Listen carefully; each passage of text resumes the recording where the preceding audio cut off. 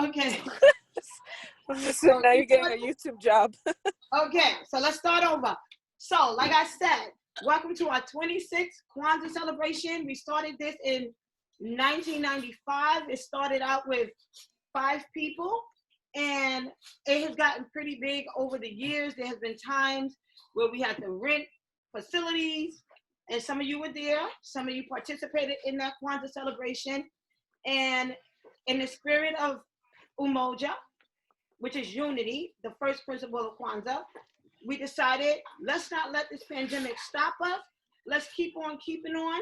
Let's keep that same energy going forward through 2021, and let's keep moving onward and forward, everybody. She does. I think somebody asked to see your face in the message. Somebody said they can't see your face. They would like to see your face. Yeah, move closer to Papa, Pookie. Hey, some of my coworkers are up here. I told y'all they call me Pookie up here. All right.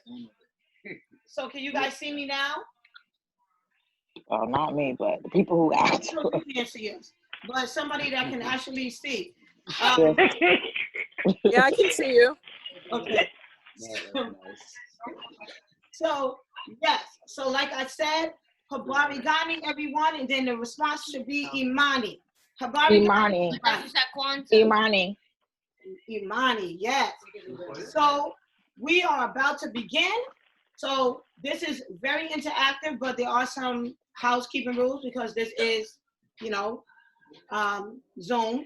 So in the interest of just everyone talking over everyone, right now everybody's pretty quiet, which is a good thing. But if it does get too loud, then everyone will have to be muted and you can raise your hand. But right now, I don't think that we would need to do that. So let us begin our Kwanzaa celebration. What do people know about Kwanzaa? Anybody? What about you, Bria? The 7 principles. Okay. Can't hear you. Speak up loud. I said that there's 7 principles. Okay. So none of these adults know anything about Kwanzaa. Wait, what? I think I know something about Kwanzaa. What do you know, Javon? Yeah, I mean, I know something I believe it was created by Black people and it originates off the west coast of Africa, maybe. Okay. Natasha, you say you know something about Kwanzaa? Was that you, Natasha? No, Oh, that was me. Sorry. Okay, Alicia, you should know something about Kwanzaa. Yeah. Everybody. Yeah, obviously. I don't know much about Kwanzaa. I'm sorry. Is someone speaking? I can't hear. I apologize. That's okay, Natasha. You can go next. I don't. Okay, I'll wait. Yeah, I was just gonna say. I know it's like acknowledging and thanking our ancestors. Alicia, you embarrass me. You were raised in this. I don't remember much. You don't know anything. You heard me say. No, I know like a lot of principles still. She missed some of the 26 celebrations, huh? The world is. Okay. Can you guys hear me? Yes. Yes. Okay. Hi, Trina. Hi. Hi, Trina. That's my sister. Hi. Trina, everyone. Okay, Tasha, what do you know about Kwanzaa?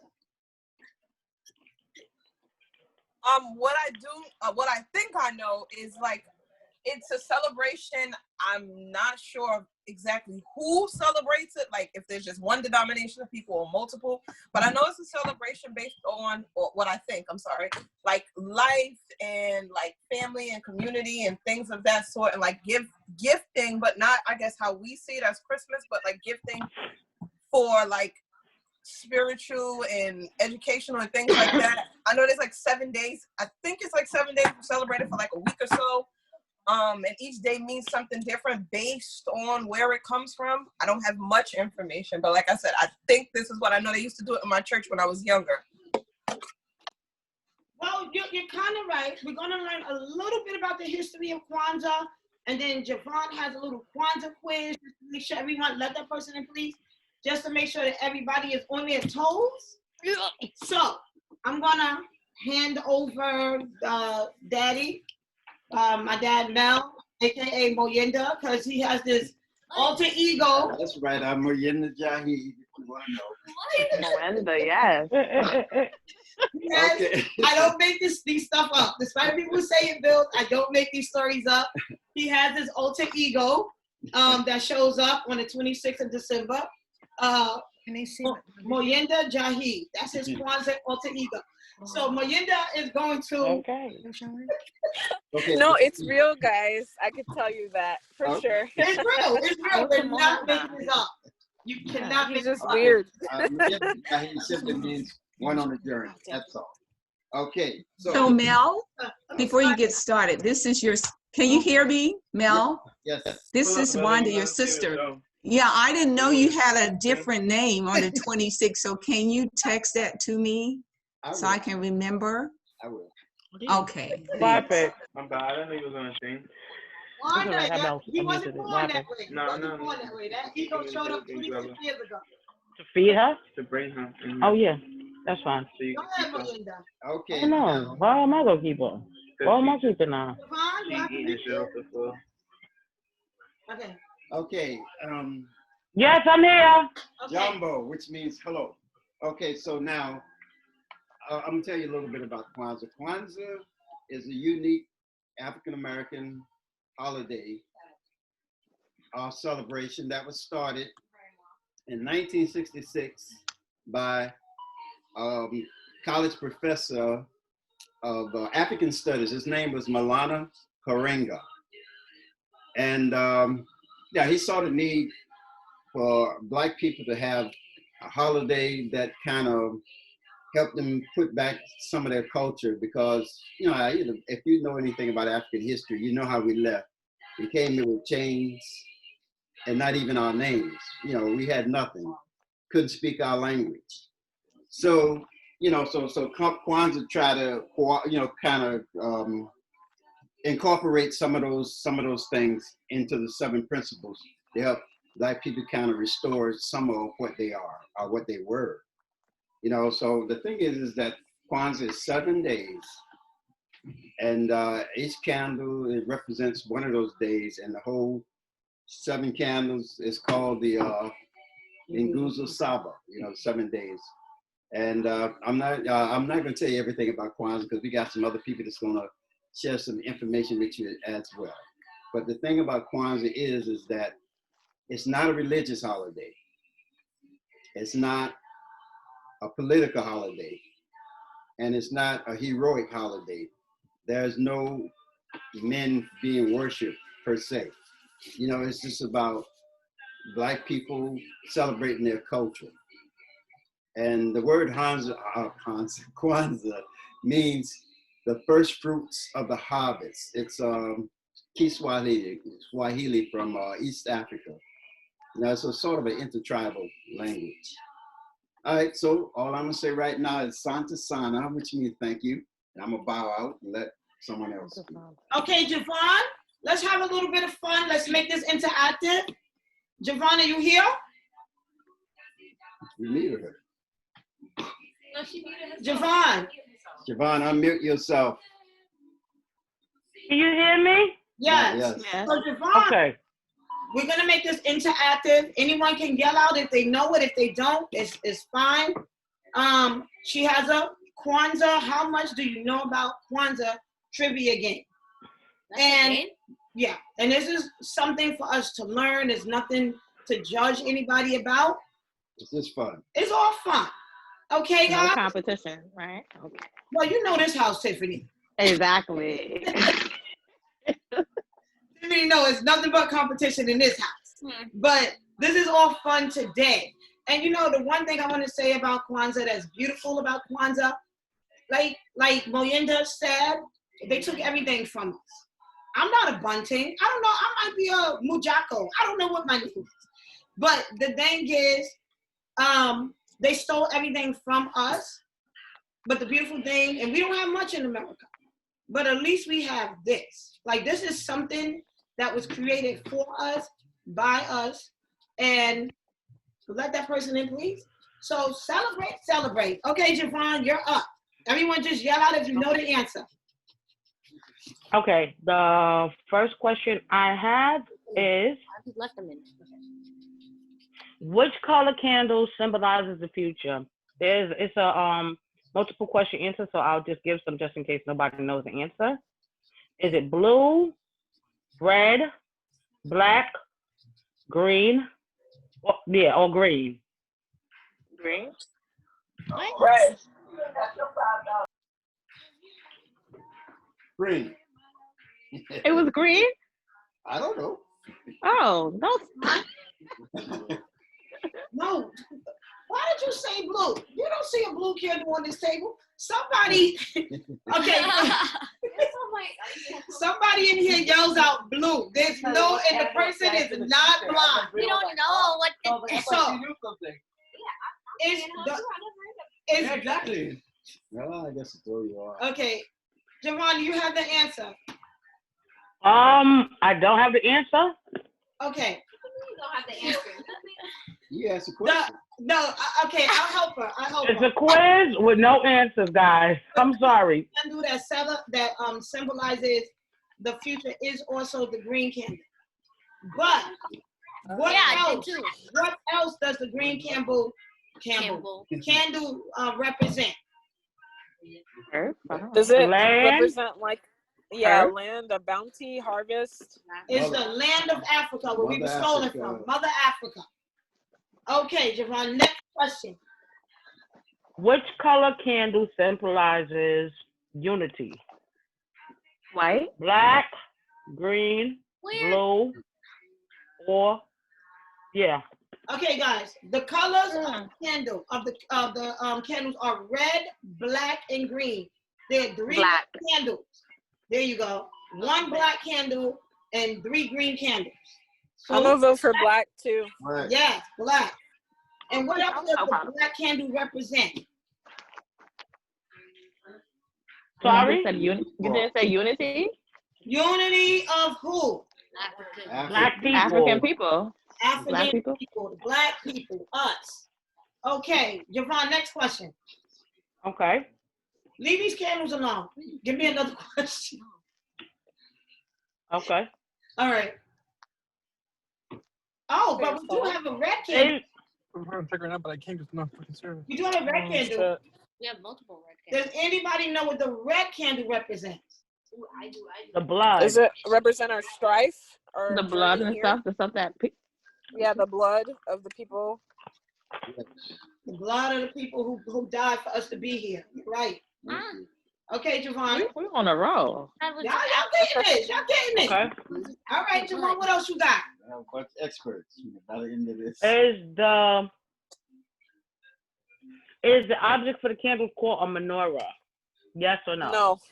What is it called? I forgot. I want to say it's called a menorah, but I'm not sure. You're so right, Javon. Kinara. Okay. You're right. Kenora. But by the way, I picked this Kenora myself out of a 2x4. All right, Kenora. Okay. The weird flex. Somebody said that Kwanzaa was about gift giving, and it's true. So it's not like you go to Toys R Us and buy video games. The gifts, which are called zawadi, are handmade gifts. So everything that's involved with Kwanzaa is handmade, like this kinara, like this mat. I mean, that mat came out of Target, but a lot of people make their, weave their mats. They make all that stuff. And even this celebration is a zawadi to you guys. Like, these are gifts. And another thing, a gift could be something from the heart. Like you can perform a nice African dance, or you can recite a poem. Like we're about to have some of that. Yeah, like we can get a zawadi from someone. Or a song or something like that. Okay, go ahead, Javon. The ancestor. Okay.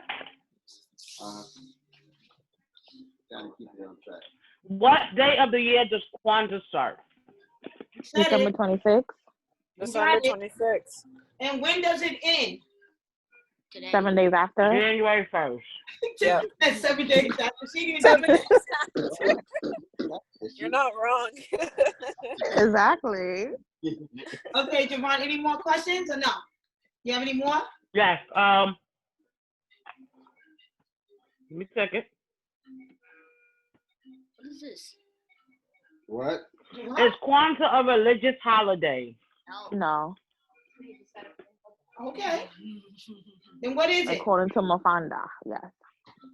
Mafanda. Oh, I said it wrong. Moyenda. Moyenda. Oh. You can only say that once. Okay. If it's not a religious holiday, what is it? Isn't it a holiday about family? It's a holiday of unification. This is a celebration among the people of It's Africa. a cultural celebration. It's a cultural Yeah, celebration. key word is cultural. We're trying to restore some of our culture, our African culture. Okay. Javon, any more? I'm looking for. Okay. Is everyone allowed to celebrate Kwanzaa? Yes or no? Oh, that's a good one. Sure. I said yes once. No, I'm just kidding. I said yes once they respect the principles, right? Yeah. Yeah, that's true. It's open to everybody. It's open to everybody who respects the culture. Okay. And the last question is another candle question, and it is, what color candle symbolizes Black struggle? We did the black candle already. We did the green. We did the red. What other colors they got now? Red, black, and green. It's either red, black, or green. Oh. Well, you Black. got 3 red, right? How many red? Yeah, it's 3 red, 3 green, and 1 black. I'm gonna say black. No. So it's 1 black. Okay, maybe it's So I'm gonna red. say red. Natasha is right. It's red, or whoever. Natasha and Alicia sound alike. It's red. All right. Black. The black. No, I said red.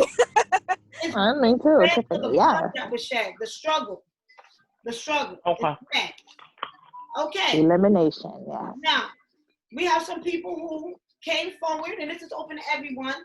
One thing about Kwanzaa is, people have paved the way for us to be here. We call those people the ancestors. Oh, one last trivia question. What state did Kwanzaa begin in? Africa, right? Africa. Don't you ever say Africa as a state again. California. And say you're my child. Alicia, California. You remember that? No, I thought anybody. You said open anybody. Alicia said California. No, your dad said California. Okay. So it started in University. What do you call it? Let that person in. Southern Cal or something. California State University in Long Beach. Yeah. Now, we spoke a lot about Zawadi, and people have come. Let those people in. People have come today to share Zawadi or gift with us. Now, what I was saying is that we wouldn't be here if it wasn't for people who paved the way, the ancestors. Now, there's a lot of famous people that we know who have paved the way for us. Like, if you guys name some famous African American people or people from the past who have paved the way for us. Just yell it out. Harriet Tubman. Martin Luther King. Nelson Mandela. Josephine Baker. Josephine Baker, good one. Frederick Douglass. C.J. Walker. Madam C.J. Walker. Louis Booker T. Jackie, look at this baby. Look at this baby. Garrett Morgan. Garrett Morgan. All right, Javon, look at you. Langston Hughes. Jackie Robinson. Yeah, Malcolm X. Thurgood Marshall. All right, Tiffany. Booker T. Washington. Satchel Paige. Oscar, why you quiet? But yeah, Oscar. There's other people who are not famous that paved the way for us. And part of our Kwanzaa celebration is remembering an ancestor. Now, Javon has graciously volunteered to remember an ancestor every year since 1995. We have been remembering an ancestor, someone special in our lives who passed on but made us who we are today. So we're going to give Javon the floor so she can remember an ancestor to us. ahead, Javon. Okay. I have decided to share my grandmother with you guys. I lost her this summer. Um, she has molded the person I am. She has made me the strong person that I am. And one thing that I really, really remember about her and that I miss is that she always made the family laugh. Like she always had some crazy story from the West Indies or some saying that I find myself remembering from time to time when I miss her. So that's a person from my ancestry that I'm proud to have known. Thank you, Javon. So thank you. We'll do a Zoom clap. It's Zoom snap. It's not easy to slap. It's not easy to get up in front of people and be vulnerable and share, talk freely and openly about someone who is special to us, who's no longer with us in the physical, but that we carry in our hearts every day on the spiritual level. Now, does anybody else want to remember an ancestor? What about you, Wanda? Putting you on the spot. Bless you. Well, I think I would somewhat like Javon just said, but it would be my grandfather. Okay.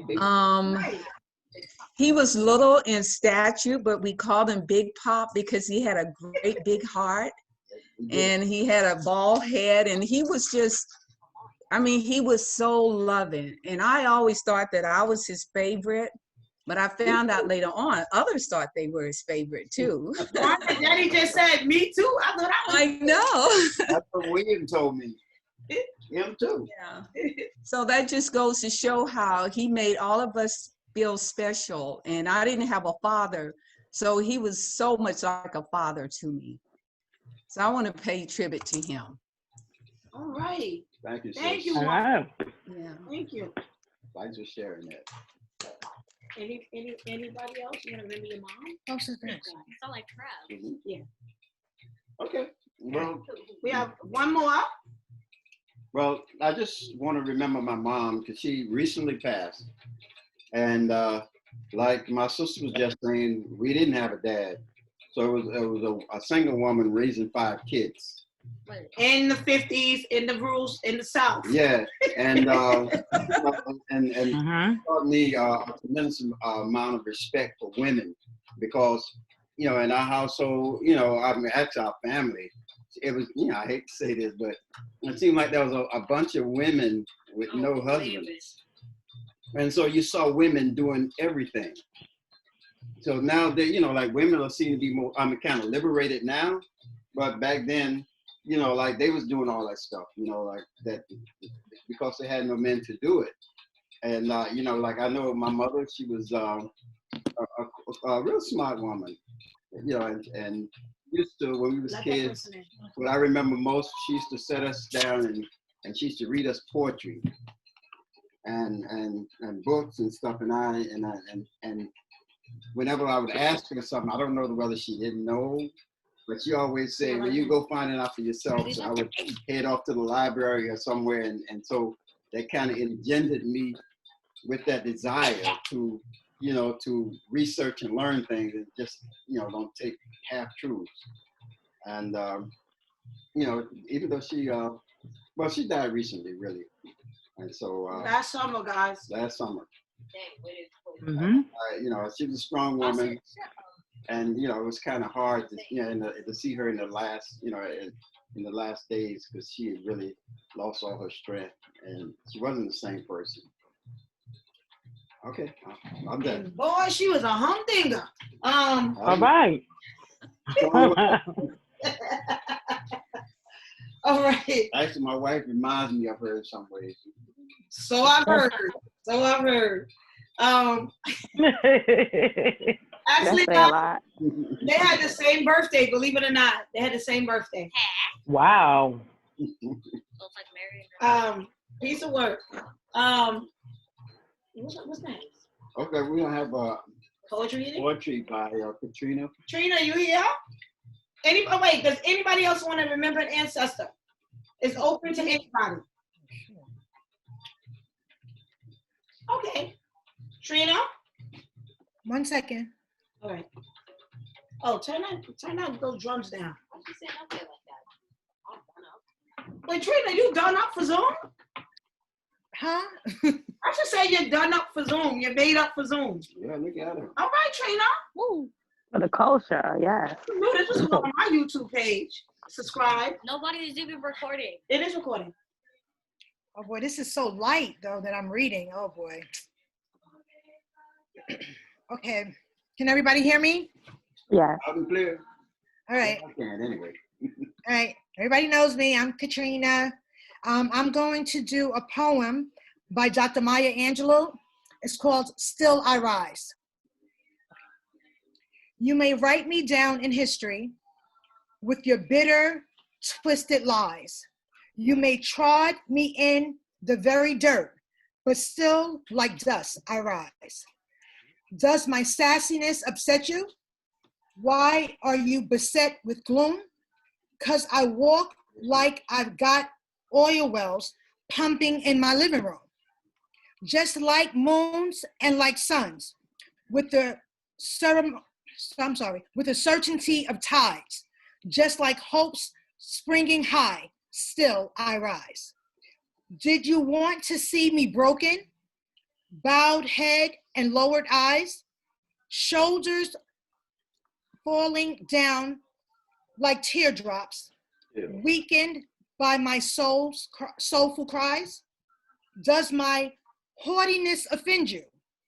Don't you take it awful hard? Sorry. 'Cause I laugh like I've got gold mines digging in my own backyard. You may shoot me with your words. You may cut me with your eyes. You may kill me with your hatefulness, but still like air I rise. Do my sexiness upset you? Does it come across as a surprise that I dance like I've got diamonds at the meeting of my thighs? All right now. Out of the huts of history's shame, I rise. Up from a past that's rooted in pain, I rise. I'm a black ocean, leaping and wide, welling and swelling, and I bear in the tide, leaving behind nights of terror and fear. I rise into a daybreak that's wondrously clear. I rise, bringing the gifts that my ancestors gave. I am the dream and the hope of the slave. I rise, I rise, I rise. Trina. Good job. That was nice. Okay. Listen to those words and let's carry that with us through 2021. We still rise. We rise, we rise. No matter how down we get, still. All right. We rise. All right. We got yeast on our feet. Anyway. I admit it. But, you know, it's been tough for us in 2020. It's been tough for us for the past 400 years in America. And poems like that keeps us going. So no matter how downtrodden you may feel, no matter how you may feel like the man or the system is on my back, no matter how much I feel like I had to pay time back to the system, like a lot of things happen to us as a nation of Black people.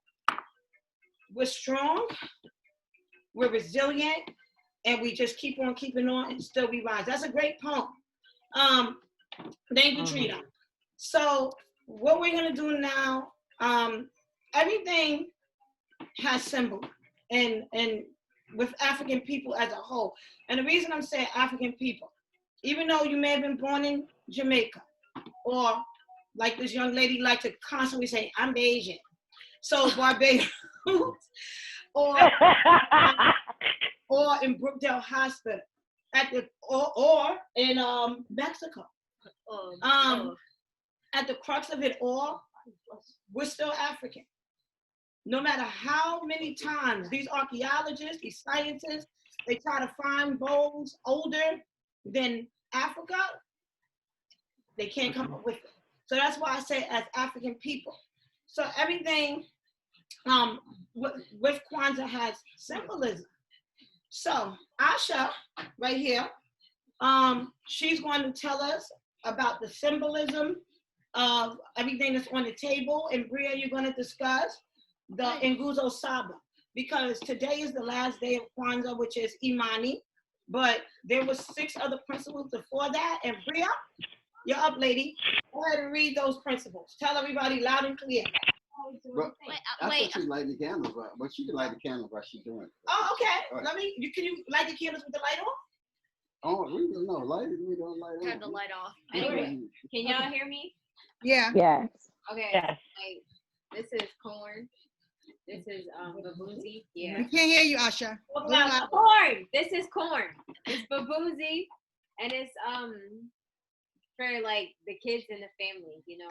So it's 2 of us. So me and Bria. So it's 2 corns. It's called Vibumzi. Yeah, it represents the youth, the kids in the family. Go ahead. And then there's this mat. Y'all see it? Those who can see? No. Well, all right. It's a mat that I got in my hand. It's called a makeka. And everything sets on the mat. Oh yeah, That's the I found it. foundation of the culture. Yeah. Okay. Right. And okay. This. I don't know if y'all see it, but it's like, there's a cloth on the table. It's called a kente cloth. And it's for like, every. Can you hear Asha? No. A little louder. Yeah. Like interweaving families within, Africa. She's showing you the kente cloth. So speaking of the kente, we have a tablecloth. Not kunta kente. Okay. Toby. She want to come over here? The cup. Oh yes, the Kakumba Cha Umoja, which is the cup that we drink the water out of. Yeah, so we do libation. It's called a unity cup. Yeah. And these fruit, I'm gonna put them in the frame. There's a mazoa, harvest. Yeah. A bountiful harvest. Yeah. Okay. Okay, and that's it. And the candles, which are called what? The Shuma Sabo. And this candle holder is called? Oh, the Kinara. So now we're gonna have the lighting of the Kinara. Or can you see her lighting the candle? Can you see it? Yep. Okay. Yep, we see it. Yeah, you alternate, you go, yeah. Green, red, green, red, green, red. And the black candle is the very last candle you light on the 7th day of Kwanzaa. Oh, great. Yes. Okay. And Bria? Yeah, you light one green, one red. Yeah, you alternate back and forth each day. You can't read. And then you Oh yeah, let's do the libations. This is fun. you It's not enter fun. the black It's just candle. cool. I just like it. Okay, so Bria is gonna read each day that you guys missed the Nguzo Saba. Do it loud, Bria. Day 1. Just to recap. Day 1 is Umoja. Can you guys hear her? Yeah. Day 1 is Umoja, which means unity. To strive for and maintain unity in the family, community, nation, and race. All right. Day 2 is Kuja Jakalia, which means self-determination. Shut up, Austin. To define ourselves, name ourselves, create for ourselves, and speak for ourselves, instead of being defined, named, created for, and spoken by others. All right. Day 3 was Umoja. Ujima. Ujima, which means collective work and responsibility. To build and maintain our community together and make our sisters and brothers' problems our problems and solve them together. Day 4 was Ujama, which means cooperative economics, to build and maintain our own stores, shops, and other businesses, and profit from them together. Day 5 was Nia, purpose, to make our collective vocation, the building and developing our community in order to restore our people to the traditional greatness. And day 5 was Kumba, creativity, to do all Yeah. creativity. You're doing great. Yeah, go. To do always as much as we can in order to leave our community more beautiful and beneficial than we inherited it. And today? And today is Imani, which means faith.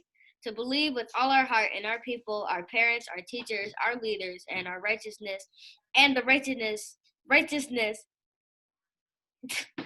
and our victory of our struggle. Okay, That's thank pretty you. good, You did good, Bria. You sound good, Bria. Maybe you almost want to cry. Where's Bria? We can't see her. Go ahead, Sam. Show them your face. Show them your face, Sam. Yeah, she's sitting off to the side. Sound good, Bria. Come around here. Go ahead, Bria. Shy? Go ahead. Go ahead. She's kind of shy. Hi, Bri Bri. Hi. Hi. Oh, that's a lighter. Okay. Is Junebug here? Yes. All right. Hey, Junie. Hey, Trina. How are you? I'm great. I'm great. Happy Kwanzaa. Yes. Happy Kwanzaa. Happy New Year's. Happy Kwanzaa. And that's Sherry. Happy Kwanzaa, Sherry. Kwanzaa. Happy New Year. Sherry is Junebug's wife. Okay. Hi. Okay. So Junebug is, if you guys think that I can talk, it's in my blood. It runs in its family. Junebug is the family orator. Junie, don't embarrass me. These people now. No pressure. No pressure. Junebug, and yes, we call him Junebug. So Junebug. His name is David Milton. His name is David. Your name is David. Yeah. Right. Okay. Junie. Junebug will always be Junebug. He always be Junebug. Like I will always be Pookie, no matter if I'm 70. Okay. That's true. So Junebug will talk to us today about Imani faith in the Black community, within the Black family. Junie, you're on. Okay. First of all, I like to thank Rashida, aka Pookie, for inviting me. I'd like to say it's an honor. Second of all, I'd like to say it's an honor to be here with all you brothers and sisters. Okay, it's definitely an honor. I also like to say that, don't just let today be Kwanzaa, but let Kwanzaa be a part of your life every single day as a Black woman and a Black man in this society. Okay, family means a lot to me. Family means a lot. At our last family reunion we had, if you guys recall, I spoke on the word family and where the word family came from. And for those who know, the English language is a bastard language, which means it derived from other languages. So the word family actually derived from the Latin word called famulus. Famulus meant servant, to be a servant, right? So someone may ask yourself, well, to be a servant, what do you mean be a servant? I have to serve? Yes, you have to serve. Yes, you have to serve, okay? That's where your real pride comes in at, as family. That's where your real pride comes in at, as the Black family. We have to serve one another. Uncle Melvin spoke about, when we were brought over here as slaves, when we were brought to the wilderness of North America, and they dropped us off at the concentration camps, 64 years indoctrination before we came to the wilderness of North America. When the first stop they dropped us off at was at 1619 Jamestown, Virginia. That was the slaves' port, okay? And only the slaves that they could break in was the slaves they bought from the Caribbean islands. That's where the concentration camps were. The slaves that they couldn't break in, they kept at the Caribbean islands until they were broken in, okay? The slave masters then, they brought us, okay? And they took us in as slaves, all right? But the slaves, in a sense, they served one another. They served one another, okay? They got support with the Underground Railroad. They looked out for one another. They served one another by getting each other's back, okay? By helping each other escape, all right, from the slave master. Serving is something that Black people in the wilderness of North America, we have lost amongst ourselves, and something that should be regained, okay? When we speak of pride and dignity is a very, very deep word. Let's not mistake pride for foolish pride. Let's mistaken pride for pride is being a man and pride is being a woman. Okay, it's when you serve your family and you take dignity. When you say I have pride and dignity, you have pride and dignity. Pride doesn't mean that you're too proud to do something. Pride doesn't mean that you're too proud to take on a lesser task if that's what it means for your family. Pride does not mean that you cannot sacrifice. If that's what it takes for your family, then you do it for your family. That brings about dignity for the Black family. Okay, far as faith with the family and believing, in today's time, I like to change words, because when we speak about Kwanzaa and when we speaking about celebrating life, let's deal with the word faith. I love words because words are power. Words, they make us laugh, they make us cry, they make us feel all sorts of ways.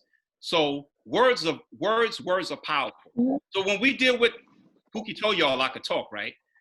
So when we deal with the word faith, when we deal with the word faith, let's break the word faith down, okay? Faith is believing in something that's not seen, but it's a belief. Let's change that into fact. Let's have the fact that we know that we are Black people, okay? And the only way we're really gonna know that we're Black people is basically knowing who we are and knowing where we came from. For when you know who you are and know where you come from, you know where you stand as a Black man and a Black woman in this society. When you go to work, you're gonna hold your head up high and you're gonna do what you have to do, because you realize you don't just represent yourself, but you represent your Black nation in the wilderness of North America, okay? When the opposite races look at us, they don't look at me as being me. They look at me as, excuse my language, I told you all those niggas were alike. I told you all them were alike. No. When you represent yourself, you represent the race. You represent us, okay? And like I said, I'm going to give credit to I'm gonna give big kudos and huge credit. If I had a hat, I would take my hat off to Uncle Melvin, because Uncle Melvin was the one in this family who actually got me started with Black history. And how it started is that I used to go to work with him as a young man, and we used to be in the truck, and he used to listen to the station 99.5, and he spoke a lot about Black history. I started asking Uncle Melvin a lot of questions about Black history. And he started telling me, but then we started talking about people in the Bible. Jesus Christ was Black. Then I joined as I got a little older, I joined the 5% Nation of Islam. I'm not involved in that anymore. I'm just speaking about the younger years of my life.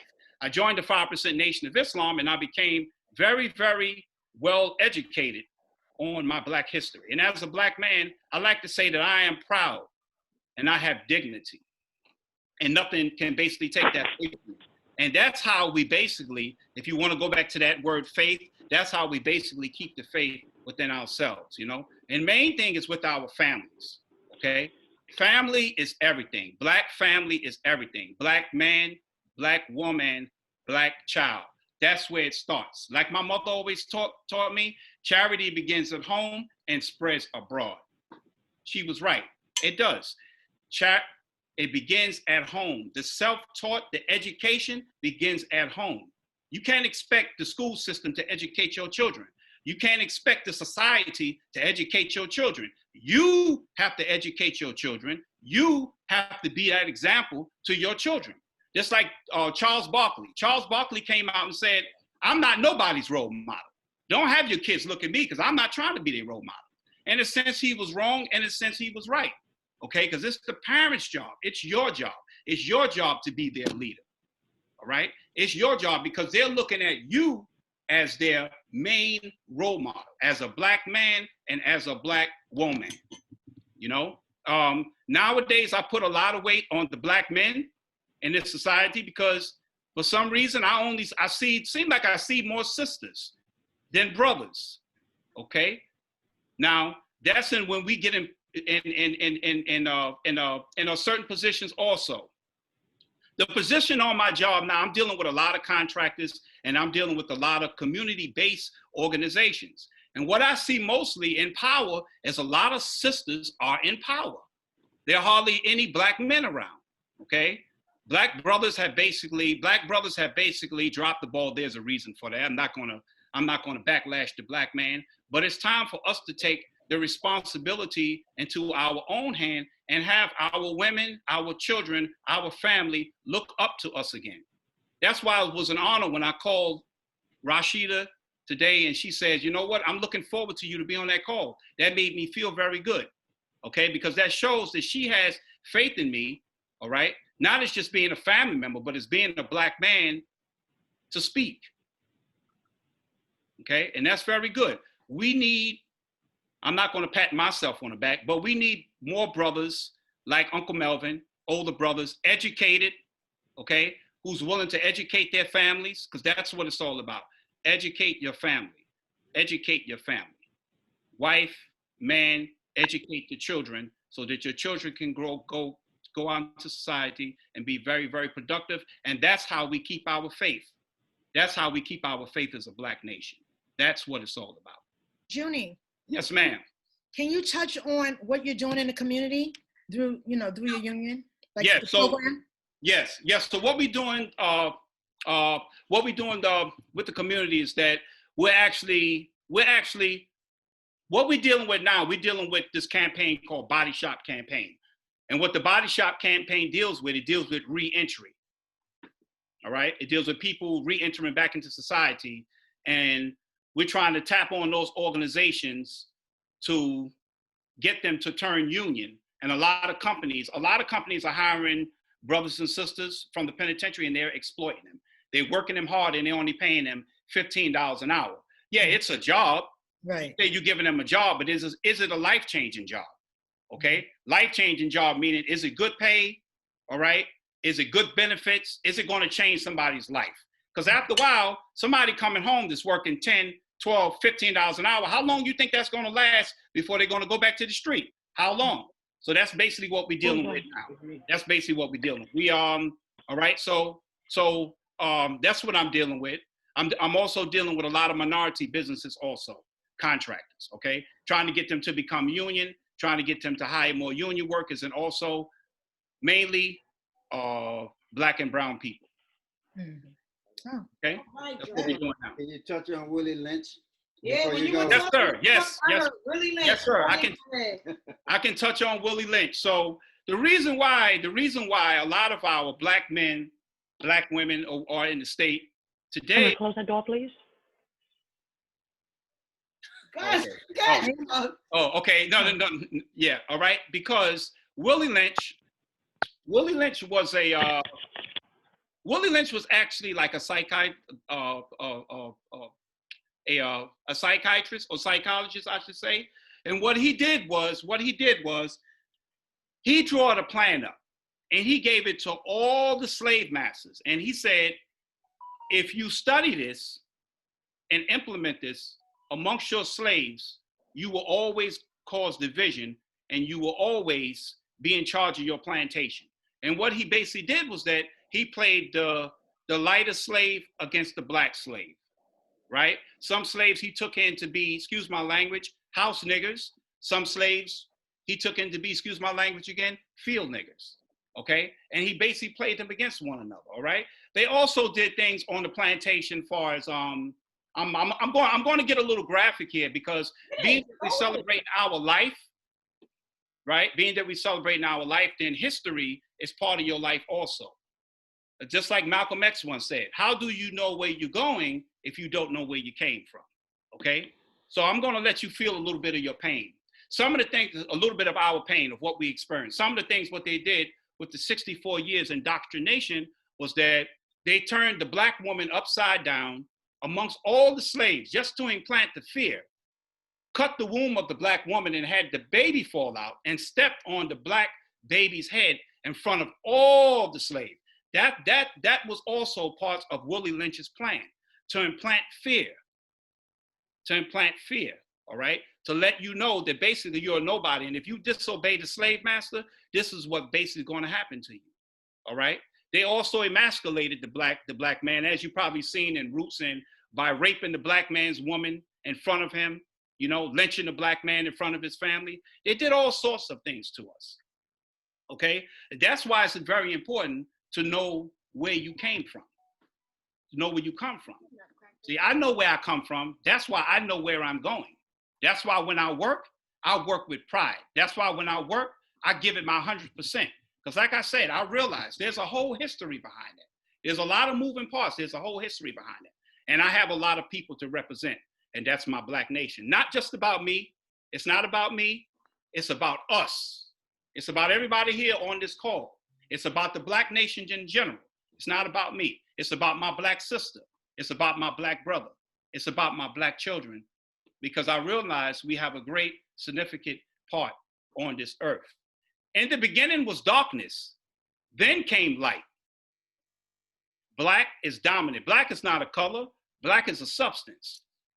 Don't let them, don't have them thinking that you're less, or that you're inferior, for you are superior. You just have to know where you come from. That's what they want you to think. That's why I can look in their face and shake their hand and they can say, hello, Mr. Melton, how are you? And I can say, hello, Mr. Tom, how are you? How is your family? All right, Judy, that's my big cousin. That was good. Was that good enough for you, Pookie? That was awesome, Junie. Yes, yes. Thank you, Junie. You're welcome. Anybody have anything to say? Anybody want to respond on what Imani is to them? So, what we do, guys, each night, that was moving. Yeah. I told you guys, I'm not the only talker in this family now. People who work with me know that this is what I talk about all day, every day, as they say. So, this is ingrained in the roots. And what June said is true. Like, you know, we tease Daddy a lot, but I've told people don't believe it, that we used to have these African study classes every Saturday. And it's funny, and Natasha, you work with me. You hear me just spewing forth daddy-isms all day at work to the point where I think they were saying that I was racist at the job. And I said, I'm not racist. I'm just enlightened, I'm aware, and I'm proud. So here's the thing. Wait, Pookie, I'm sorry. When Daddy to Africa, I was there? You were in college. No, you was in college. Oh. I used to take the classes to the museum, the whole nine. We went to the museum. We went to oh, wow. movies. You know, I saw my first Black exhibit at the Guggenheim, right? No, that was in Brooklyn. We went to Harlem. Oh, yeah, it wasn't. Yes. Yeah. Jacob Reese? Yes, Jacob Lawrence. Jacob Lawrence. Yes, and it's funny because I took Asha and Oscar to the Met to see the same Jacob Lawrence exhibit that Daddy took me to see over 30 years ago. Wow. So, you know, that was moving for me. They didn't know why I was taking them there, but I said, wow, I remember this exhibit. And that was this summer. So this stuff is ingrained. What June said is true. You know, it starts at the head and work its way on down. And I just lost my train of thought. So here's what we're gonna do. We would have this African studies, and me and Kamara, that's my brother, we hated it. This was cutting into Pac-Man. This was cutting into Mario Brothers. We in a tournament. But you know what? There were kids in that building that would knock on that door. There wasn't cell phones. They couldn't email us or text us. Every Saturday at about 2 o'clock, we hear Mr. Mel doing the class. Oh. And I'm like, yo, y'all don't want to finish this game? We have a Mario Brothers tournament, but they wanted that. And I ran into one of my friends from childhood. People may know him, Bo. And it's funny how people your impact on the kid is. So Bo and I were talking, and he said, you know what, Pookie? I gotta thank Mr. Mel and my dad, Bernard, for me being the man that I am today. And I'm like, what? He said, yo, my mother left. Like, your family kept me going. Those African classes kept me going. Those African classes taught me how to be proud of myself. And Bo was he like 11 or 12 at that time? Yeah. And he's doing a really, like, he's a stand-up guy. And it's amazing how just that interaction impacts a person's life. Mm-hmm. So thank you, Daddy. You're welcome. Thanks, Uncle Melvin. Thank you, Uncle Melvin. You're welcome. I was just doing what Woo, Daddy. Woo. Daddy. Thank you, Daddy. Yes. We're such daddy girls, me and Trina. We really are. But, you know, I had no problem with you, Trina. I remember when you was in college, you used to... Javon, I told you, Trina came home talking a little different. Yeah, you had a African history course. And you don't remember that, do you? Yeah, you took, I guess it might have been a required course, African studies of some sort. Yeah. I remember. It was in the lecture hall, right? It was a big...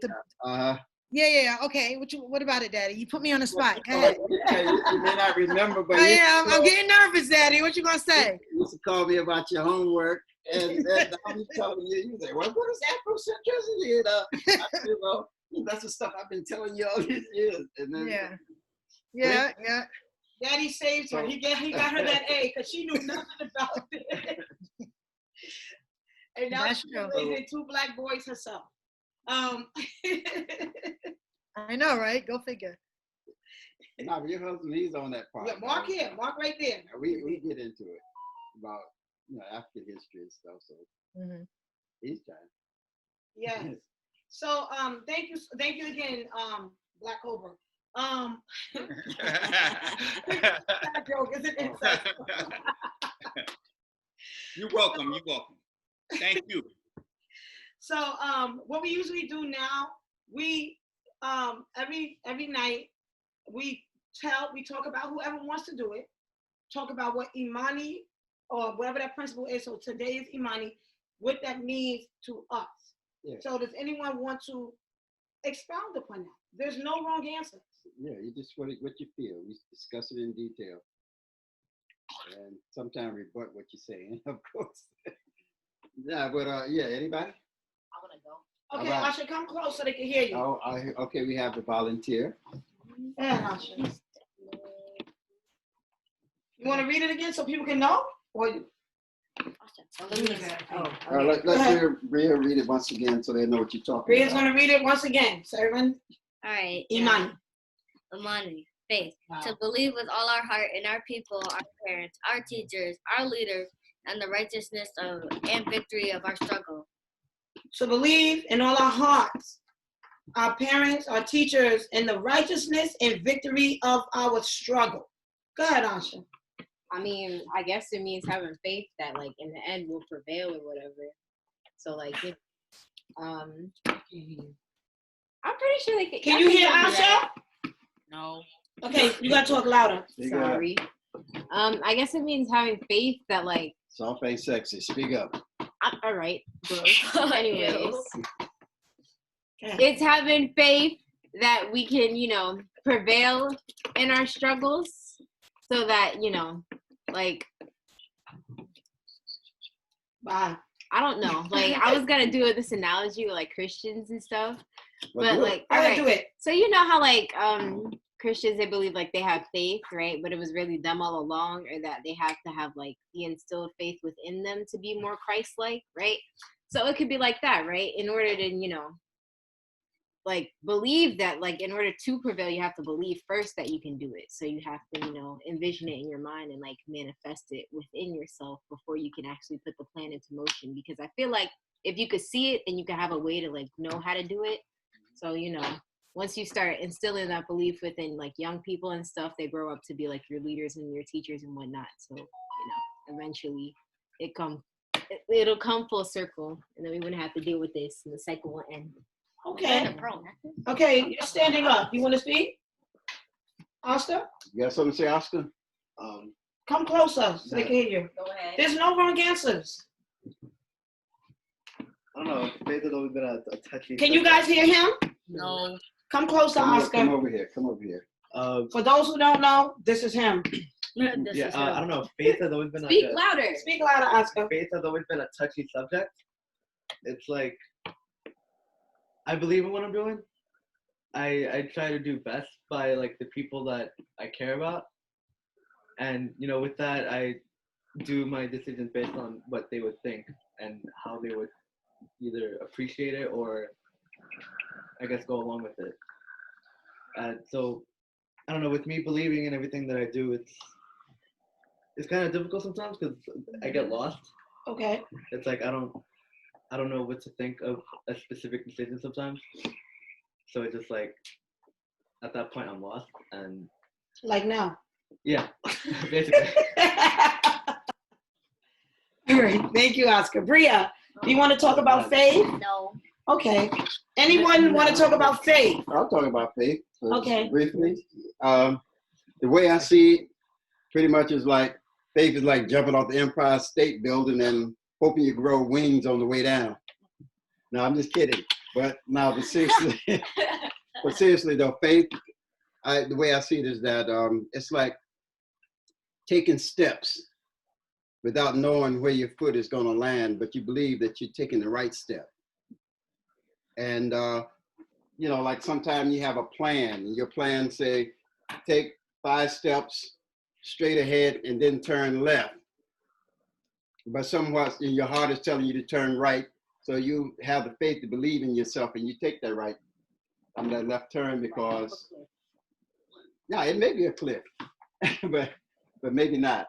No, but the thing is that sometimes our best plans are not God's plans. So, like they say, I guess Muslims say that, men planning a la last. So, I'm just saying sometimes, like we may have a plan that we're going to do so we're going to do it this way. But if it turns out another way, trust that. And that's what faith is all about, because sometimes we can't see around corners and we don't know what's going to happen next, but we just have to believe in ourselves and that little quiet voice in us that sometimes we call a hunch. And pretty much that's the way I see faith. But I'm gonna leave it right there. Anybody else? There's no wrong answers. Yeah, I'll touch on it. Who's that, Trina? Yeah. Okay. I'm thinking back over, everybody knows, the losses I've had trying to have a baby over the years and the ectopic pregnancies and stuff. And I remember Mark's grandmother, before she passed away, we would talk on the phone for hours, and sometimes I'll be on the phone, I'll be crying and, just wanting to just be a mother that bad and just so distraught, and, you're feeling bad for yourself and, why me, that kind of thing. And she had given me a Bible, and then she gave both of us a Bible, but she gave me the Bible and she highlighted text in the Bible. And scripture was about, I believe it was Sarah, and she was barren. Yeah. In the Bible. Yeah, and right. Sarah. She highlighted the scripture that basically saying, if you just have faith the size of a mustard seed. And I remember, to me, that was like, what does that really mean? And I would and over the years, like I said, with every loss and up and down, and as I became a mom, and when it finally happened for me, and then I got the boys, and then I sit back and, like I said, I actually know, I understand more now just what that meant, what that scripture means, and what it meant for her to tell me that, marrying her grandson and into a situation, because like I said, I would beat myself up because I couldn't do what women were designed to do by nature. And I appreciate, and I should have spoken on her as remembering an ancestor, because now you're doing it right now. Yeah, she passed on, but she really did play a real big part in just the ups and the downs, and learning how to pray. And like I said, there's things mommy don't even know, just the struggle. And you whatever, you get tired of talking about it. You're in the shower, you're crying to yourself, you don't want to talk about it no more because it's like you're ashamed. There's a lot to go into it, and you're just basically saying, God, if it could just happen just one time, just one, all I ask for is one. And like I said, that faith that I just tried to hold on to so badly amongst all the loss, and really just holding on, but hoping and praying in that little bit of faith. And it, like I said, when it happened, it like I said, everybody was excited. I mean, I'm thrilled that it happened.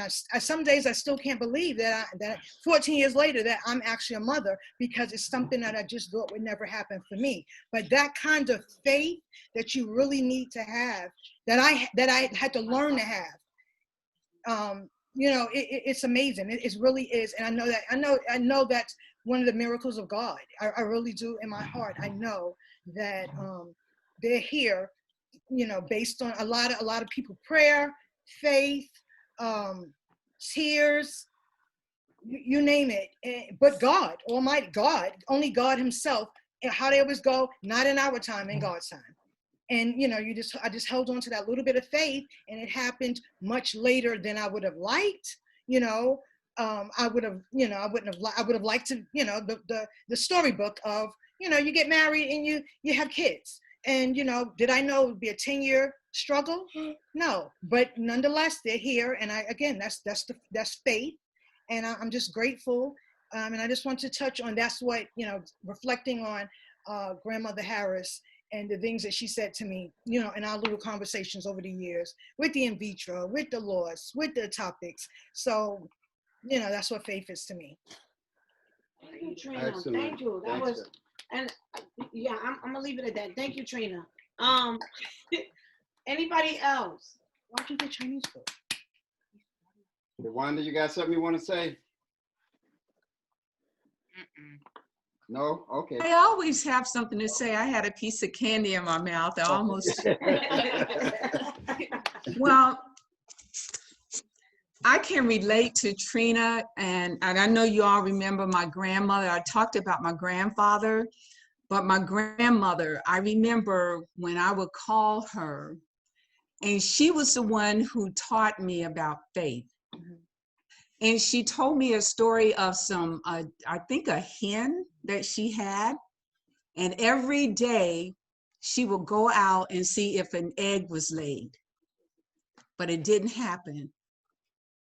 And then she would wait and go back and look again, because she knew that was the purpose of having a hen. That's what she bought it for, to lay eggs. Mm-hmm. And she kept going back. She kept looking. She kept looking, disappointed, no egg. But one day she went back, and guess what? She had not just one egg, but more than one. Mm-hmm. And Trina, that is so beautiful, because faith is, well, I thought it was a hen. It could have been a rooster. You got to have a rooster too. Okay, well, yeah, both, right. Well, you know what I'm trying to say, okay? And my husband, he's sitting here, he corrected me. Yeah, it was both, right? Okay, yeah, you need the rooster too. But, you know, I just, you know, I was kind of thinking, like, faith is the substance of things hoped for and things that you don't see. And so I think even when you think you don't have faith, if you can ever get to a place where you can find peace in the waiting, when you're waiting for something and you can find peace in that process when you're waiting for it, to me, that is a great step of faith and in faith. Because a lot of times we look for things to happen and we are so frustrated, and, you know, we can't understand why this is not working, when actually it really is working for us.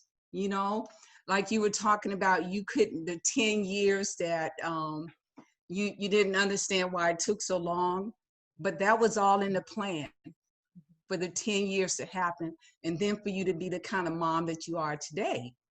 So I you know, this is my first time in Kwanzaa, and I was kind of this celebration, I was kind of reluctant, because I told my brother, I'm studying to be a minister of the gospel, right? I'm working on my ordination. I retired in 2018. And right now I'm in Bible college, so I just finished my license. And so Mel and I, we go back and forth. And I love my brother so much, giving kudos to him, you know, because, you know, we can go back and forth, and he's so logical, and he knows all the Black stuff, like you were talking about. What's your name? Junebug or David? Like, yeah. And I know you're related to me. I don't know how I heard you say Uncle Mel. Yeah. Yeah. Well, I'm his baby sister. But anyways, That's my cat son. That's my cat son. Huh? My cat. That's what? Aunt Cat. Mommy's sister's son. Aunt Cat. Oh, Yeah. see, I never met him. That's William Earl's brother. Oh, I know William Earl. Okay. Oh, I can see the resemblance. Yeah, a little bit. Yeah. But anyway, so Mel and I, we get on the phone and we can go for hours, and you know, he tells me different things. And so when he invited me to this celebration, I was like, well, I don't know. I said, well, is it religious, or, you know, because I didn't want to be offensive to anyone. And he's like, no. But I just want you all to know, I have really enjoyed this. I've learned a lot about Kwanzaa, and I was sitting here on my iPhone looking up stuff just in case I got asked a question. I could be prepared. But and I enjoyed your speech, Junebug. I enjoyed it. That was great, you know, because I think we forget who we are, our people as a people, and so much has happened to us. But I think that it's time that we need to see ourselves as who we really are, you know, and we have a lot inside of us, and we have to remember that we can't let anybody take that from us. You know, we have to hold our head up and walk tall and be courageous, and just know that we're going to make it no matter what. We are going to make it, right? And I believe that in my heart. And everybody says 2020 was a bad year. Yeah, it was, but I can still think of some good things that have happened. You know, I look at my brother, he's still alive, right? Mm-hmm. You know, when he got hit by that truck, I was just like, oh my God. And Nita was beside herself, and I'm glad she's okay, you know, because that was real frightening for the whole family. But so there are some good things that have happened, and we all are sitting here, we're well, you know, and I have friends that have passed away from COVID and family members now that have it, but still we're gonna be okay, and this too will pass. So we do have to have faith to realize that that God is on our side, and we've always struggled as a people. we just have, and I often wonder sometimes, like, well, I was telling my husband, you know, about us, like, well, are we just cursed? It seems like people try to make us feel that way, but I don't believe we are. We have to realize that the greater one lives inside of us, and who we think is not what people think we are, is who we think we are. So as soon as we can see something good in us, and we can rise above what other people say and feel about us, you know, I think we're going to be okay. So I've enjoyed this, and I really appreciate it. And, you know, for those that don't know me, I get to see all your faces. Now, who is this sitting by you, Trina? Oh, that's Mark, little Mark. That's Mark? Oh my goodness. With the, oh my, isn't that something? See, I don't even know him. He got That's an iPhone great. watch for Christmas. What's that, Mel? That's the one that got the iPhone watch for Christmas. Oh, Mark, you have to see my watch, and you're just missing it. It does everything. I can talk on it. You know, I heard you didn't like it. I mean, it tells me everything. It's good. He got one for Christmas? Yeah. Oh, you are a blessed young man. That's an expensive toy. Yeah. Yeah, they're lucky boys. They're lucky boys. Yeah, they are. That's great. Okay, I said my 10 cents or whatever. Anybody else want to explain? Or you want to say something? Who's that? Who said that? Huh? Who said that? Who speak up? Say it. Somebody said something. Say it. Does anyone else want to speak? Natasha, Javon, Tiffany. Yes, actually I do. Hey, Tasha, go ahead. So I was listening to everyone's version of faith, and then I asked my household what their definition of or what it means to them. While everyone was listening to you guys here, we were just saying like that those are certain what's the word you use? Like the certain types of faith, like the mom saying that, you know, she's a better mom, and the young lady who said that, the young lady who said that, you know, over time things become better 2020 was a bad year, but it was our faith that probably kept us afloat. My husband said that he's such an optimistic person. That's what keeps him afloat. That's probably his faith. Just seeing the good in everything and the positive in everything and things of that sort. My mom said belief, like her belief in God is what keeps her, and that's her faith. Like that's what keeps Natasha? Yes, she is. My sit back, say hi to Rashida. I've heard so many stories. Hello. How are you? How you doing? Okay. Happy New Year. Happy That's New my Year. mom, everyone. Kwanzaa. It's good to meet you, finally. Thank you. My daughter was listening in from the beginning, and she just got information about, Kwanzaa and the things that it does. And the gentleman who was speaking was very, I guess, prolific, and she just was like, I have an understanding of like the males, Black America, just people in general. And she's just like, when she gets old enough to leave, she wants to leave this country because we don't have enough faith.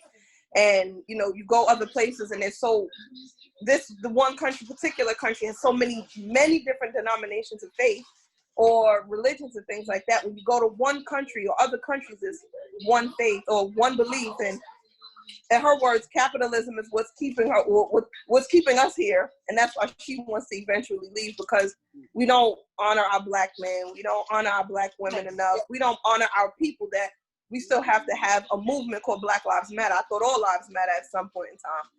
But it's our faith that's keeping us to, meet up with people and have these, like, not little, but like Zooms like this where we get to connect. And I get to hear like a Black man just speak about how being a Black man is completely different what it was maybe hundreds of years ago, because Black men were kings and we were royalty at some point in time. We don't even know our truth. So we're living through someone else, but that's the faith that keeps me going, because now I get information and I can pass it along to my kids, and my kids can grow up knowing their background, their, what we are supposed to be that was stripped away from us. Okay, that's it. That's okay. Thank you, Very Natasha. good. Thank you. Natasha, we're going to make it. We got to have that faith for 2021. We're going to make it. When your cousin just said when you go into work and you have to be who you are, you represent a group of people. You know what I thought about? Yes. Because Rashida's my coworker. Like, her and I are coworkers, and no, we're coworkers. We're just now. Right. But I'm feeling like I need to walk away because I'm not valued as a person. Natasha, say it again. My father was talking, saying that we're wrong. The other day. No, I'm not valued as someone else. So because I'm not valued, all right, I'm gonna walk away from that. Well, you see, you're the only one here from that company. You can't take everybody with you. Can I say one more thing? Of course, Yes, Jumbo. sir. Oh Lord, you're getting tired of me. No. All right. So I just want to piggyback off what the sister Natasha said. So imagine when you were younger, and if you were taught that your ancestors were kings and queens. Just imagine that. Just imagine your thought process, right? You were going to the school with your head up high. Okay, you were going to the school with your head up high, and then you would believe, as a young person, young Black man, young Black woman, that you could basically achieve anything in this society. That nothing would basically hold you back. And this is why it's very important for Black history, right? Like she said, and I'm glad she touched on that. Listen, that's right. We were kings and queens. We were royalty. Everything they know, they learned from us. They took from us through the conquering, every single thing, all right? And we can go back further than 500 years, let's say 2,000 years, when we can deal with Alexander the Great, when they conquered the Egyptians. The Egyptians were Black people, okay? Where do you think they got the stadiums from? When you go to the Colosseums and things of that sort, yes, I'm very aware. That came from the Egyptians. That came from us. They learned that from us. Calculus, things like calculus, things of that nature. Construction, all of that came from Egypt. Go ahead, Natasha. I'm sorry. So you know that the what is it called? Oh gosh, it was on the tip of my tongue. The Sphinx. What is it? Is it Egypt? The Sphinx. Yes. Sphinx. Yeah. they say it's one of the 7 wonders of the world, Mm-hmm. not knowing that that was the only wonder. It was ways to go in and out of that. They built everything else. Europeans have Stonehenge now. I don't know how we can compare the two, but you're telling us 2,000 years ago, they found a way to construct a monument that has now lasted way beyond their time, way beyond their era, and way beyond everything else. And people look down on us like us. Exactly. We are the back builders to the universe and the world and how things work. Right. But it's also about speaking life into one another. I feel like we don't speak enough life into our kids, into our friends, into our loved ones, into our neighbors, and to our co-workers, and just people we meet on an everyday basis. Because somewhere inside everyone is a beautiful person. You are smart, you are intelligent, you are meant to be what you want to be. But, you know, society and modern day, everything takes us back from that. Where, why aren't we saying to everyone, you are a great person, and whatever you achieve or whatever you want to achieve, you can achieve. Instead, we use words as, oh, you did a good job. It's like, why couldn't I do a great job? Why wasn't this a phenomenal job? Because we don't use words like that. But if you go back to Kwanzaa, I'm almost positive they use words like that, and they spoke life into people. And that's why the 7 days and the little girl, Bria, she read it, but just listening to her speak is like, because somebody speaks life into her. That's why she can articulate the words the way she does. My mother. Yeah. Now don't let this Kwanzaa celebration cause you to get fired on Monday, because oh no, I'm no longer here. So now you gotta keep them woke. You gotta keep them woke. You're putting a little bit too much pressure on me. I don't want that group of people to be woke. Now that I'm not at Bill's any longer. Yeah. Anybody else? Javon, Tiffany, Romeo. Who else is on this call? Alicia. Hello. Okay, Tiffany, you gotta say something. Go ahead. Tiffany? Tiffany? That wasn't Tiffany. Alicia? Oh, it's Peggy. You guys haven't met me. Hi, Peggy. Hi, Peggy. Hi, Katrina. Katrina invited me. I'm Peggy. And Hi, Peggy. I just wanted to say thank you this is my first experience with Kwanzaa, like listening in, and I really learned a lot. So I want to say thank you so much. I'm in Florida right now. I live in Port Charlotte. I'm originally from the Bronx. And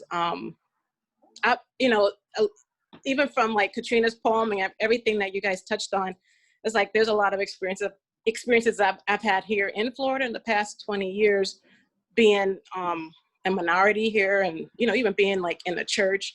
And there was a lot of things that would go on that I didn't understand, like a lot of passive aggressive behavior, things like that from white folks. And I was very I was like very naive to a lot of things and very open to being around other people, but knowing more about us and our history and about myself, I understand where some of that negative insecurity came from others. And it's so important, like y'all said, to be supportive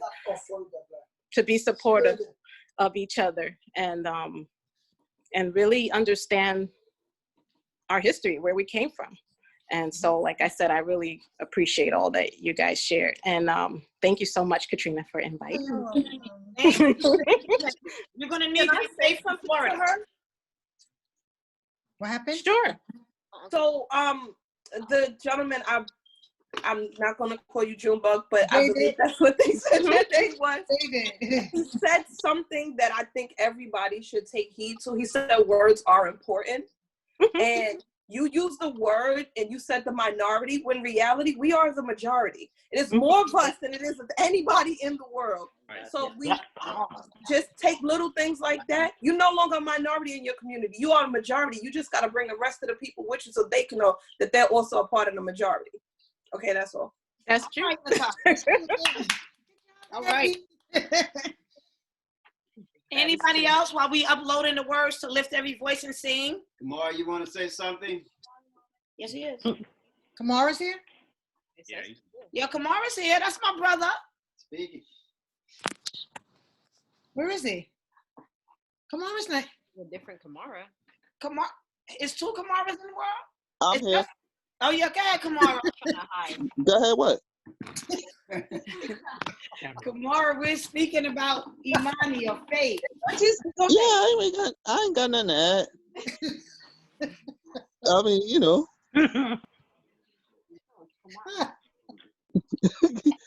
Because I would have sworn it was optional. You sleep, Kamara.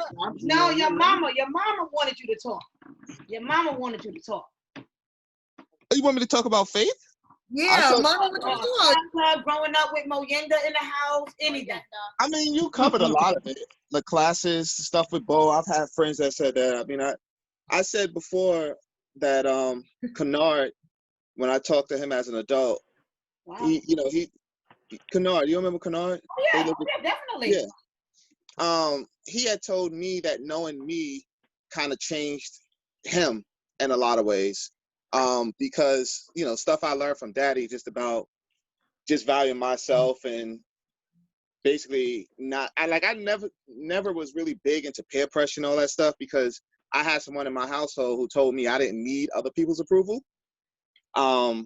So that's how I am as an adult. And when I met Kennard and we started hanging out, he saw a lot of that in me and he kind of learned that sort of thing wasn't that important too. So when we were talking as adults, he told me that just being around me and my family, like, taught him a lot of stuff. So, you know, just something I kind of wanted to add. But regarding faith, I'm very big on people believing in themselves. I look at like a lot of problems people face in the world today, and I think a lot of it comes because people have a lack of conviction, and we're constantly seeking validation from other people. And I think that itself just comes from us just not having enough faith that we're living our lives the way we're supposed to be living our lives. And, you know, that's just not really much of a big deal for me, which to some people can be interpreted as me being stubborn, because I like to just walk my own path. All right. I'm laughing because I don't know if you know, Trina, but when it cuts to you, like the screen cuts to you. Yeah, so every time you've done that, we can see what you're doing. Sorry. But yeah, so I just wish we kind of push that agenda a little bit more, because I think that would make the world a better place. Like, we're constantly telling everybody else that this may be a little controversial, but it wouldn't be you if it wasn't. I know, right? But all right, so a lot of times one of the big agendas today is that everybody has to accept everybody and their choices, right? When I think the lesson should be that you should learn to be happy with yourself and the person that you are. Instead of trying to make the world love you and accept you, first you need to learn to love yourself and accept yourself. Nothing controversial about that. No, it's not controversial, for one. What happened? Everyone, me and my brother argue. He's my younger brother all the time. For once, we're not arguing. For once. No, because I do think that just believing in yourself and your path is important. And for me, that's what faith is. You know, like, I've never been a big religious person, but I don't ever tell anybody else not to be. You know, I just know that sort of thing I never really needed, because I found that sort of strength within myself. So yeah, I mean, I guess that's just my contribution as far as faith goes. Okay. Hey, Thank two you. thumbs up, brother. Anybody else? I have something to say, Jovan. Okay, Jovan. I've been listening and I've also been reflecting, but huh? Thank you for helping out with this today, Jovan. Oh, please. I don't know, big deal. But what I've learned is, you know, no pun intended, but faith is blind. Like, there's a saying, walk by faith, not by sight. That's profound. And that's a big thing that I've learned, that faith is blind. Like, you can't see it, and you just have to believe in it with everything you have if you truly believe in something, and stick to your convictions. So, thank you. Hey, Jerome. Right. I think anyone else? So one more thing, and I'm going to shut up. I promise. No, you're not. All right. So look at Sherry. She's like, no, he's not. He's not going to shut up. All right. So Jovan, you're definitely right. Faith is definitely blind. So that's why it's very important with faith. So the old saying is, faith without action is no good. Mm-hmm. Right? So while you're acting on your faith, right, as you're doing that, sometimes you'll start to see things come along, and that'll make your faith a little stronger. It'll make it a little stronger. It'll make it a little stronger, right? And then it'll still be a little blind until things starting to surface, and then you'll really start to see. So faith without action is no good. Just like prayer. Prayer is faith, right? Somewhat. Without action is no good. You have to act on it. You need to act on it. You can't just sit down and wait for something to drop out the sky and say, well, boom, this is going to materialize. You have to make it happen. You have to make it happen, right? So that's all I got to say. I'm done. I'm finished. You said exactly what I was going to say. Because I think Junebug and I may be the biggest talkers in his family next to Lisa, and we're all Virgos.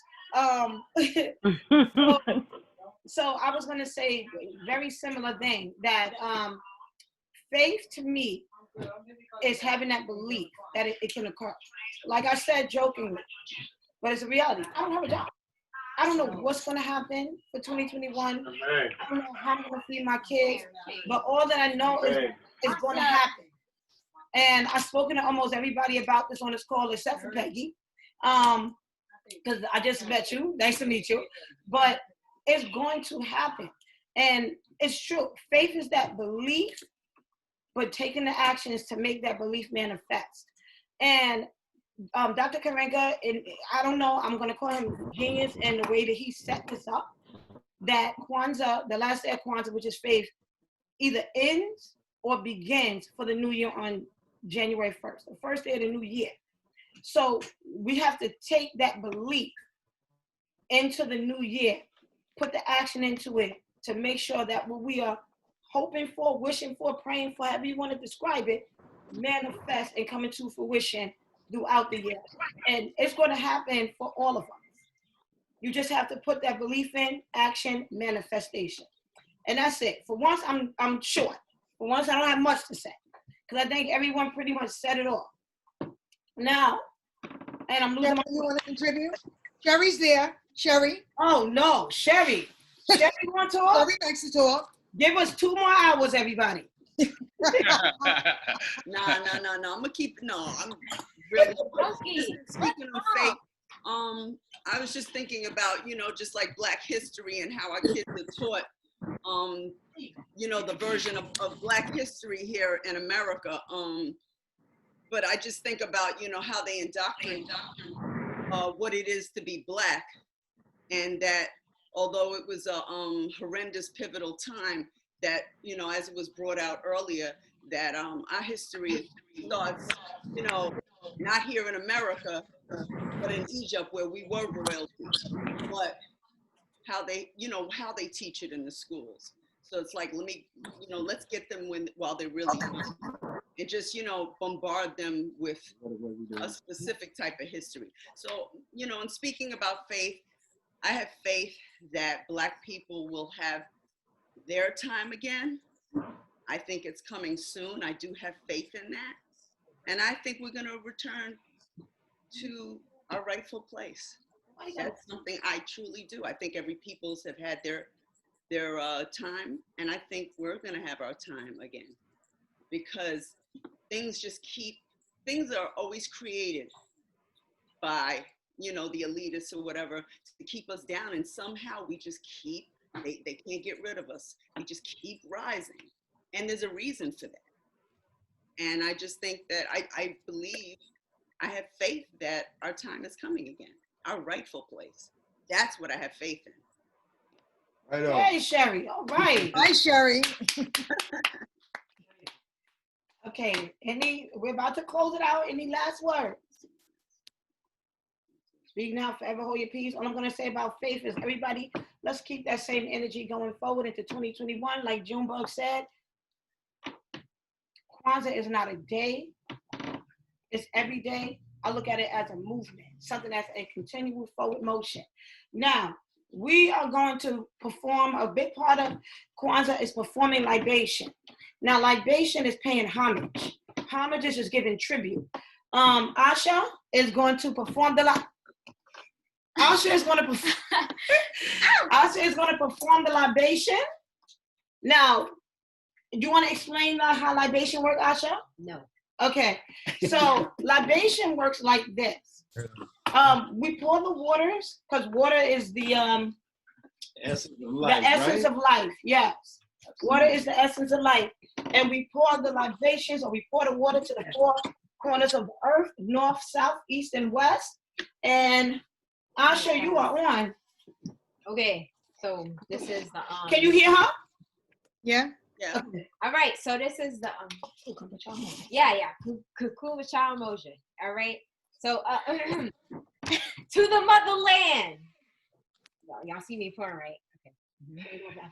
Cradle of African civilization. To the ancestors who have paved the way to where we are now. That's good. Okay.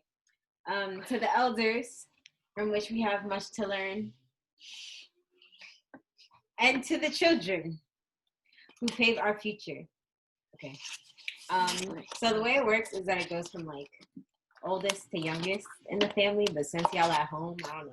Okay, so Figure it out. we're gonna do a symbolic sit. Now, some of us had parents that were pretty active in the 70s, in the 80s, so we got to kind of figure that out on our own.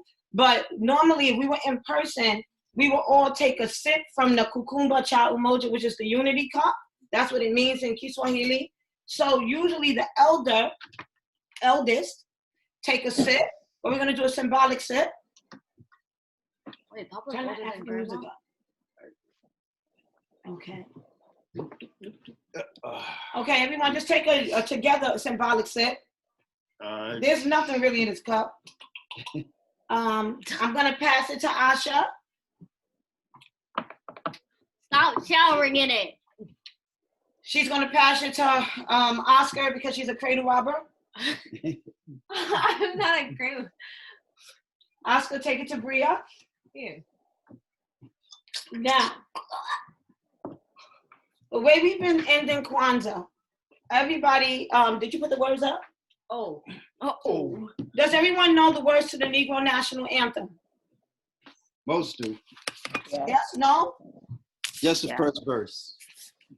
So, this who wrote, while she's putting this up, who wrote this Lift Every Voice and Sing? Little trivia. Is that right, Sylvia? Yeah, I don't know. Y'all can hear us. Right? Hello? Yes, I can hear you. I can hear you. Okay, does anyone? Oh, we used to sing that in elementary school when I grew up in the Bronx. Well, we're gonna sing it today. Who We are wrote, gonna sing it today. who wrote the lyrics? You know who wrote Was the it- lyrics? No. Ellison? No, it wasn't Ellison. No. No, that was the Invisible Man.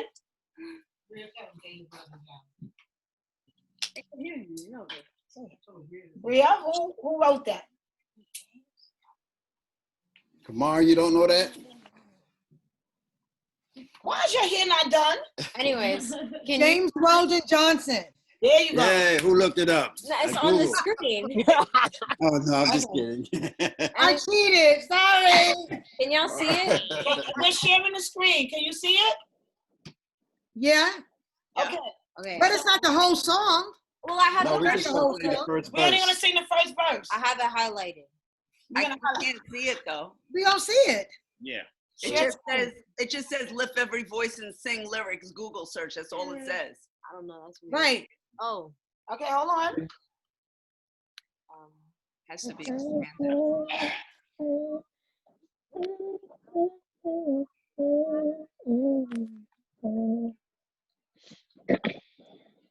Sorry. I ruined everything.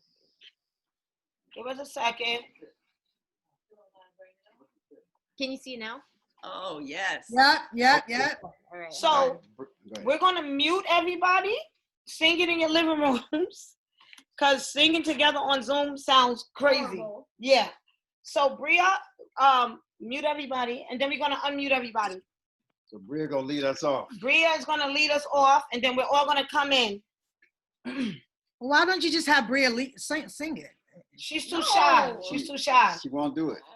Oh, okay. She's only gonna lead us starters off. Come on, and quit acting crazy. Okay. You ready? All right. Okay, I'm gonna count it in. 1, 2, 3. Lift every voice and sing Till the heaven rings, ring with the harmony of liberty. Let us rejoice in Christ. As the listening skies, let us resound out of the sea. Sing a song full of the faith that the darkness has taught us. Sing a song full of the hope that the present has brought. Facing the rising sun of a new day begun. Let us march on till victory is won. All right. Thank you, guys. Yay. Who? You were too. Good job, Okay. Bria. So we are afterwards to end Kwanzaa. Come on, Bria. But you gotta take this down. We can't see you now, Pookie. Oh, okay. Take it down. Take it down. My audio's on. Okay. Okay. Come on, Bria. All right. So Bria is going to end Kwanzaa with Harambe. Now, what does Harambe mean in Swahili? Say it loud. pulling together. Pull it together. Pulling together. So the way this works, everybody under the sound of my voice, you can tell I'm going to church. Raise your right fist in the air, because this fist, you want to say anything about the fist? Oh, will be? Okay. Yeah, well, okay, I'll say something. Market price, I'm saying each principle in Kwanzaa is like a finger on the hand, and when you put them all together, pull them together, it makes a fist. Power to the people. All right. Okay. Okay. Come on, Bria. Yeah. So Bria's gonna, in this Kwanzaa, everybody raise your fist in the air, and on the count of 3, you pull your hand down 3 times and yell to the top of your voice, Harambe, Harambe, Harambe, which is pulling together. We're gonna harness and channel that energy throughout 2021. 1, 2, 3. Harambe! Harambe! Harambe! Thank you, everyone. Thank you. Thank you. Kwanzaa. Thank you. Happy Kwanzaa, everybody. Happy Kwanzaa. Happy Kwanzaa, everybody. Happy Kwanzaa. Bye-bye. Love you guys. Go eat. It's time to eat. Go eat your food. Go eat dinner. Okay. Thank you. Bye-bye. Thank you. Thank you, guys.